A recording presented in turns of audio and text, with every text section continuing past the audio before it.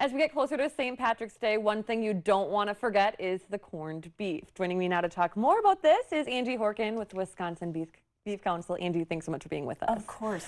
Okay, let's start with grocery shopping first before we even get to the recipes here. Yeah, I know. Corned beef kind of is maybe a meal you only think of one time a year. Right. I'm getting better at making it throughout the year. But of course, right now with St. Patty's Day coming up, corned beef is a favorite. So if you're heading out to the supermarket, you'll find corned beef brisket like this. It's already packaged. It comes kind of, this is why it's marinated. It's like salt brine. That's why it's called corned.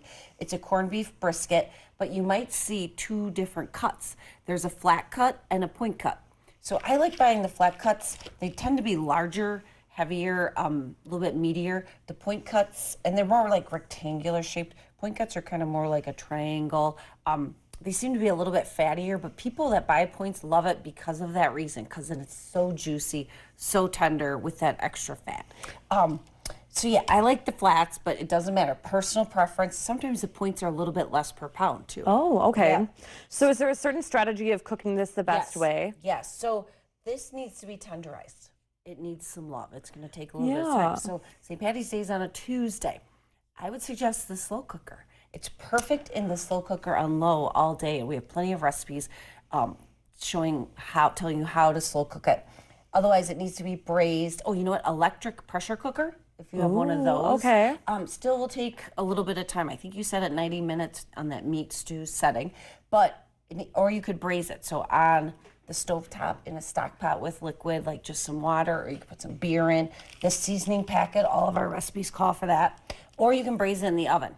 Like a 350-degree oven, just kind of set it, let it go. Braising it, like one this size, 3 to 3.5 pounds, will take 2.5 to 3 hours. Oh, wow. Okay. So, but beeftips.com, we've got all the recipes, all the cooking tips. Check that out. This is what it looks like when it's done. This is kind of our home-style corned beef with dilled cabbage. I simply braise the corned beef in the oven with a little foil and then the lid and a couple cups of water, and I just use that seasoning packet. Then when you pull it out, you could take an extra step of cutting the fat cap off and broiling it with a little Dijon and honey, if you like, kind of gives it that sweet, sour glaze on top.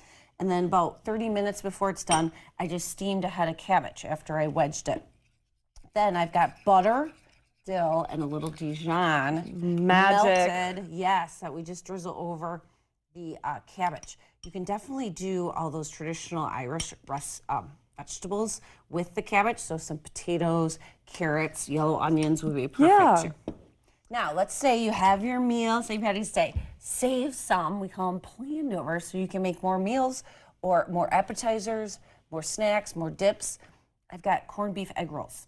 So, took some of that corned beef, or you could use deli corned beef, and then sauteed a little onion with some cold slaw to soften it, and then the corned beef is in there, then some shredded kind of cooked potato, some Swiss cheese, and kind of all those Reuben ingredient flavors. I love that. And then the recipe on the website says to deep fry it traditionally in oil. I air fried them. Took less than 10 minutes. I love that. In the air fryer, and I've just got some Thousand Island dressing as dipping sauce. Beautiful. Okay, hot beef muffalata dip. So we took that Cajun muffalata sandwich, turned it into a hot cheesy dip. I did a bread bowl with it. So you start with a chunk of cream cheese, a couple cups of your planned over saved corned beef, some chunked provolone, some jardinera, some green olives, some roasted red peppers.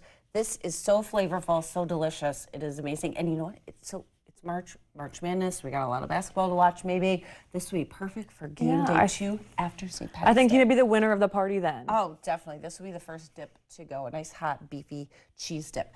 Okay, like I said, beeftips.com. If you click on As Seen on TV this month, you'll find all of these recipes, plus a link to our page called All About Corned Beef. Everything you need to know, didn't need to know, don't want to know about corned beef. It's there, so maybe take a minute, check it out before St. Patty's Day so you have a delicious meal. Yeah, for sure. Thanks so much, Angie. We'll also have a link to that on our website, and we'll be right back.